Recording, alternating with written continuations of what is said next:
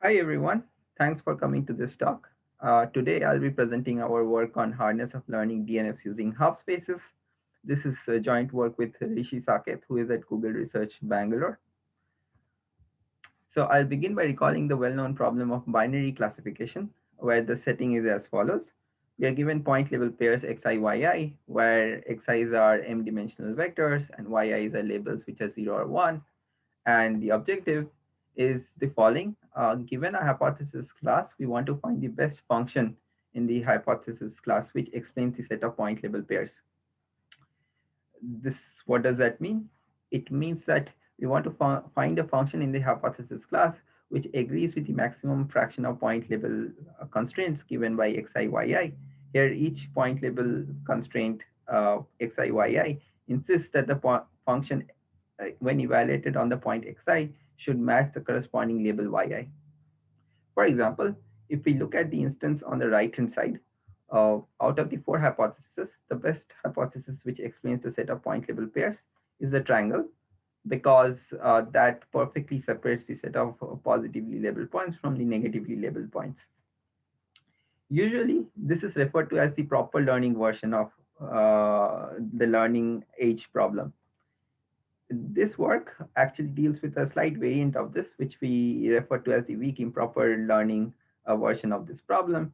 Here, the setting is that we are again given point label pairs, xi, yi's, along with a pair of hypothesis classes, h and h prime, with the promise that there exists a function in the hypothesis class h, which agrees with all the point label pairs.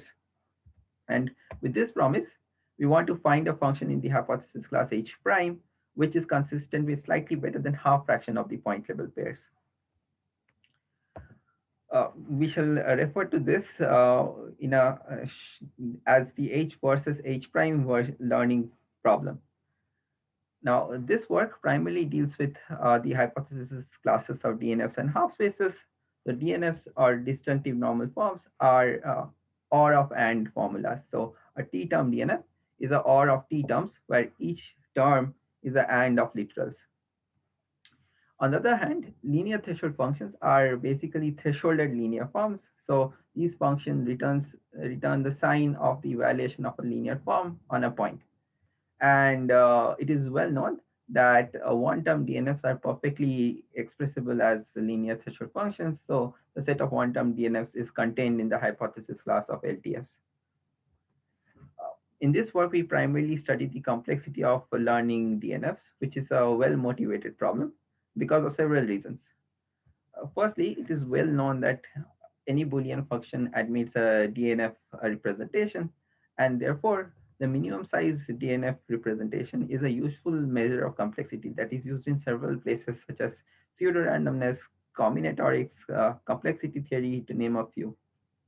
It is also central to some of the major open problems, such as Mansur's conjecture and the entropy influence conjecture. So, given this, it is not too surprising that there have been many works which study the complexity of learning DNFs. Out of the many, I shall list a few which are relevant to our setting. Firstly, it is folklore that one-term DNFs can be efficiently properly learned using one-term DNFs. But for any t greater than equal to 2, Pitt and Valiant showed that it is NP hard to properly learn t-term DNFs using t-term DNFs. This was further strengthened by Khote and Saket, who showed that it is NP hard to even weakly learn two-term DNFs using constant-term DNFs. Note that this is an improper learning result. And finally, in the setting of agnostic weak learning, uh, Feldman, Guruswamy, Raghavan, and Wu showed that it is NP hard to weakly learn noisy one-term DNFs using linear threshold functions. Now, there are also cryptographic hardness results which are known for learning for the setting of learning DNFs. In particular, there is a result of Danieli and Scheller-Schwartz, which under cryptographic hardness assumptions show that there are no efficient algorithms for learning order log n term DNFs using any polynomial time evaluable hypothesis class. Note that this result does not apply to the setting of constant term DNFs. So in particular, for the setting of constant term DNFs, the best known two results are the second results of Khote and Saket and the result of Feldman et al. So given this setting, given the state of things, it's natural to explore whether there are other instantiations of the improper learning of DNF's problem for which the learning problem is easy. In particular, because one-term DNFs are exactly expressible as linear threshold functions, it's natural to ask whether we can learn constant term DNFs using functions of constant number of half spaces. This is the main question which it drives the our current work, and the main contribution of our work is that we answered the previous question in the negative. We show that for any constant integer L and any constant epsilon arbitrarily close to zero, given a distribution over point level pairs, it is NP hard to distinguish between the following two cases. In yes case, there exists a 2 DNF formula which classifies all the points correctly. And in the no case, no function of at most L half spaces can classify more than half plus epsilon fraction of points correctly. Now, a few quick remarks about this result. Firstly, this result is tight in terms of the dependence of the degree of a threshold function. So, because it is well known that two-term DNFs are efficiently learnable using degree 2 polynomial threshold functions, and this result shows that degree 2 two-term DNFs are hard to learn using any function of degree 1 threshold functions. So, this gives a clean, tight separation between the learnability of DNFs using threshold functions. And furthermore, the same reduction in this theorem also yields the hardness of learning noisy one-term DNFs using functions of half spaces. Therefore, taken together, the two results of learning hardness of learning constant term DNFs using functions of half spaces and the hardness of learning a noisy one-term DNF using functions of half spaces strengthen and subsume several previous results. In particular, it strengthens the pair of works of Khote and Saket, which show the hardness of learning two-term DNFs using constant term DNFs.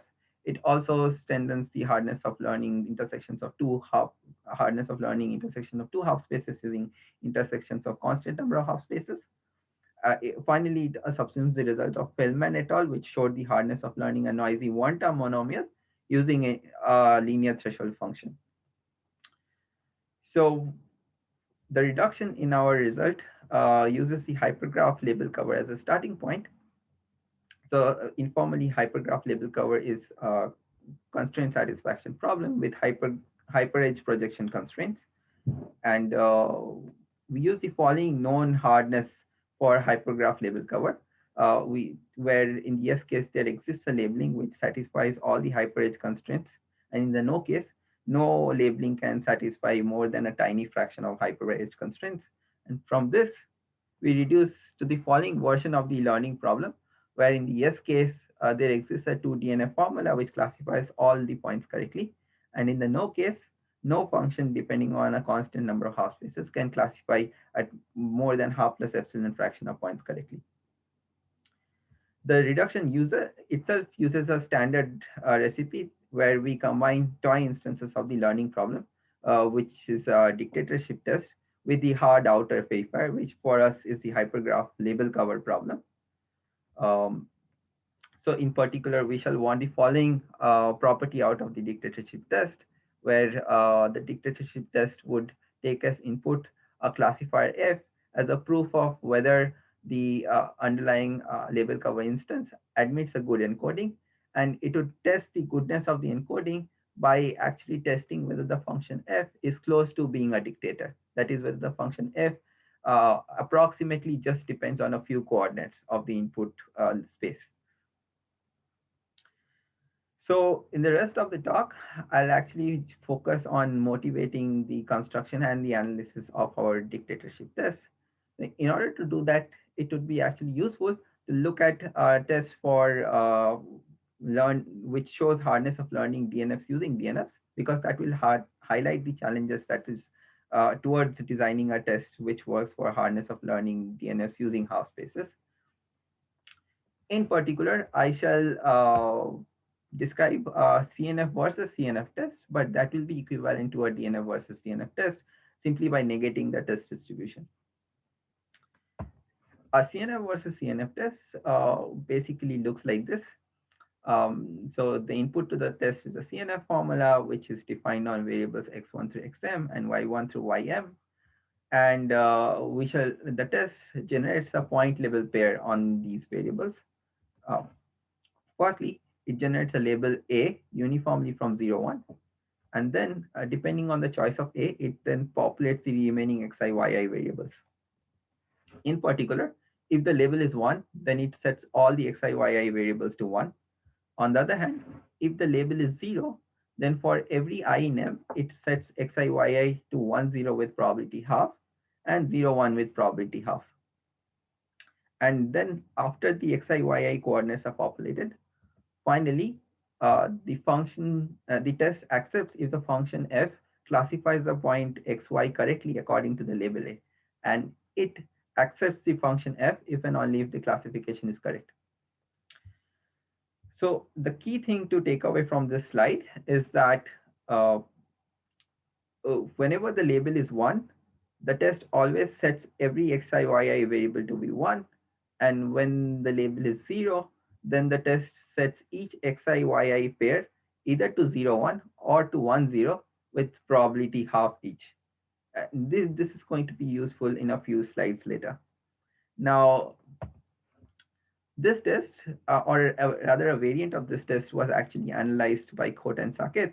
And in particular, this test itself can be combined with label cover to show hardness of learning DNFs using DNFs.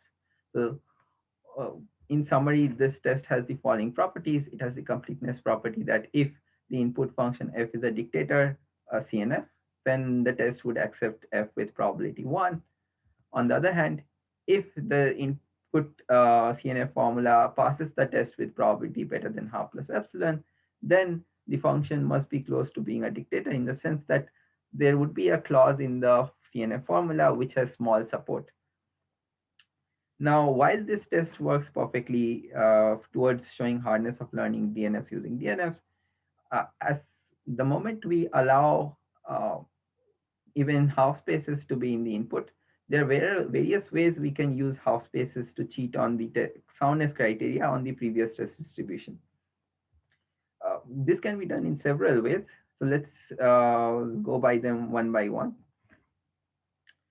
Firstly, we see that half spaces can be used to count ones, and the counting one strategies can be used to devise very simple cheating strategies. Let's see how. Recall that in the test distribution, when the label A is 1, then all the xi's would be set to 1 with probability 1. And therefore, the sum of xi's would always be equal to m with probability 1. On the other hand, when the label is 0, then we know that this summation expression is actually a sum of independent 0, 1 random variables. And therefore, we can expect the summation expression to be close to m over 2 with high probability. So this gives us a very simple strategy for cheating. In particular, we can use this half space, which basically checks whether the number of ones is greater or less than 3 over 4m, and therefore we can such a half space would classify most of the points correctly because of the separation in the number of ones. In order to avoid this kind of a cheating strategy, we need matching first moments in the 0 and 1 label points in the test distribution. There are other ways we can also use non-dictatorial half spaces to cheat.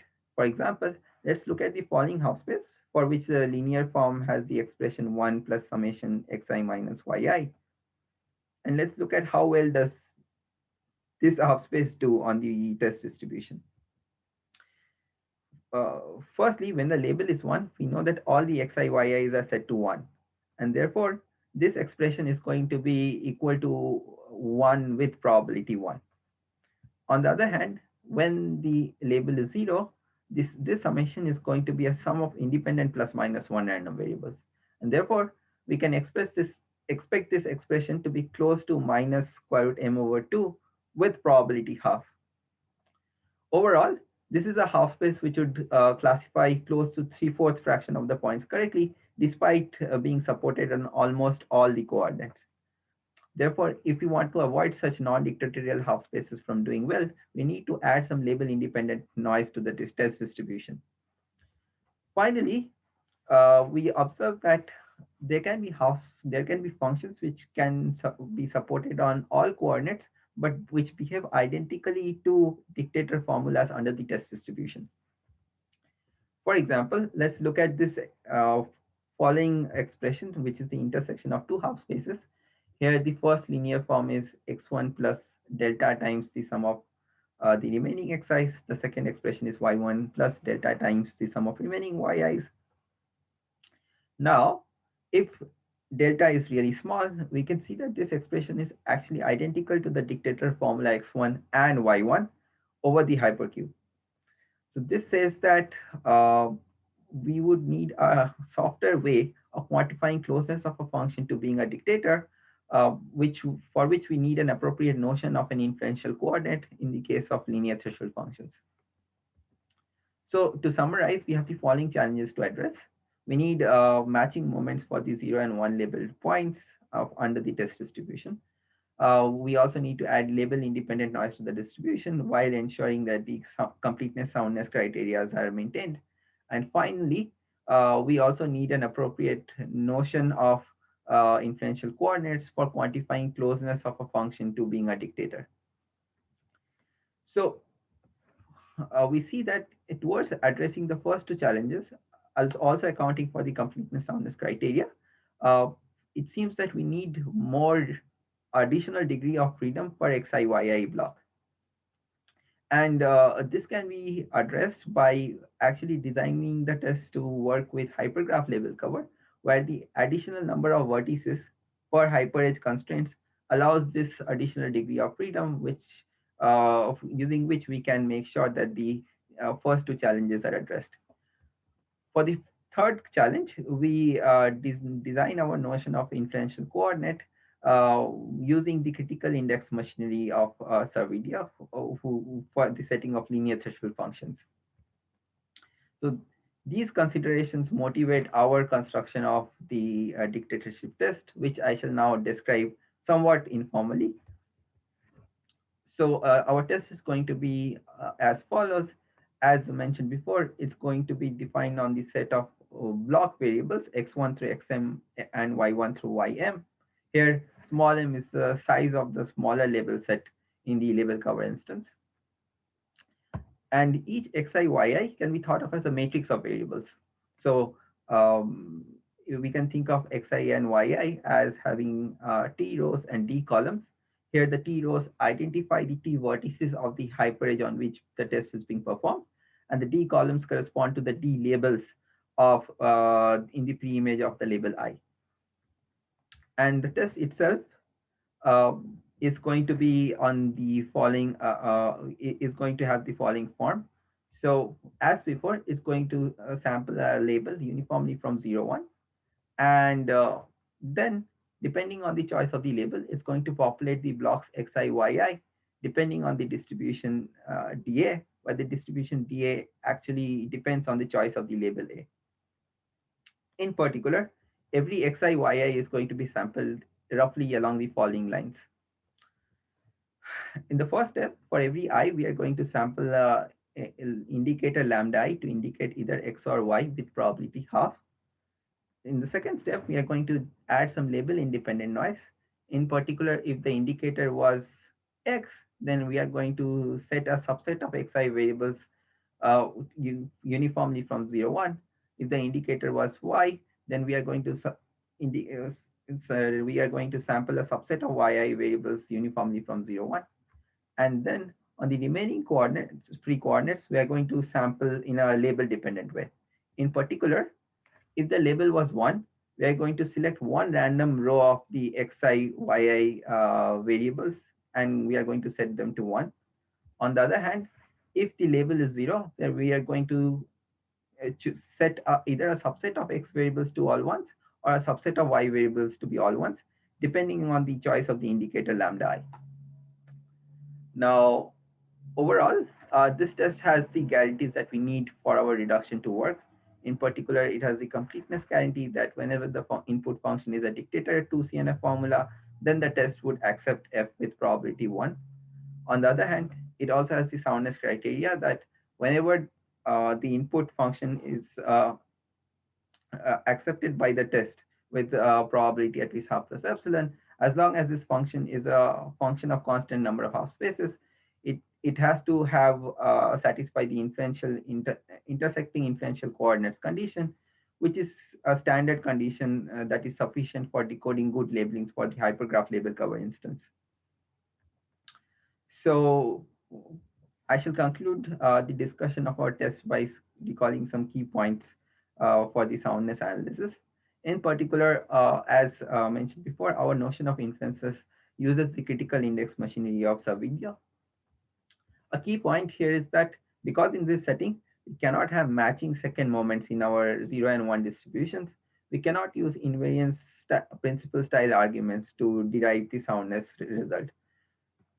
Instead, what we do is we use a very careful coupling based argument, which just relies on the matching first moments condition to show that any function which does not have an inferential coordinate cannot distinguish between um, the 0 distribution and 1 distribution in a non trivial way. And towards doing that, we use several key technical ingredients, which include the critical index machinery for linear threshold functions. We use a central limit, quantitative central limit theorem by Beriesin, and we also use an extension of the Littlewood, George Littlewood offered theorem to the setting of blocks of plus minus one random variables. So I'll conclude my talk by summarizing our contributions and listing some open problems. So in particular, in this work, we show optimal hardness of learning constant term DNFs using half spaces. The result is tight in terms of the dependence on the degree of threshold functions. In particular, uh, while we show that two-term DNFs are hard to learn using functions of degree 1 threshold functions, two-term DNFs are also efficiently learnable using degree 2 polynomial threshold functions. And the key component in our analysis is the fact that we bypass invariance principle style arguments uh, and use basically a very careful coupling based method to argue soundness, which just uses matching first moments. Now, there are several ways we can further explore the learnability of DNFs. In particular, one major open problem here is to strengthen this particular result by showing hardness of learning noisy one-term DNFs using any constant degree polynomial threshold function. Another interesting direction to take it would be to actually explore the fine-grained complexity of learning DNFs, in particularly in settings where the learnability of DNFs is efficient. So this concludes my talk. Thank you for listening to it.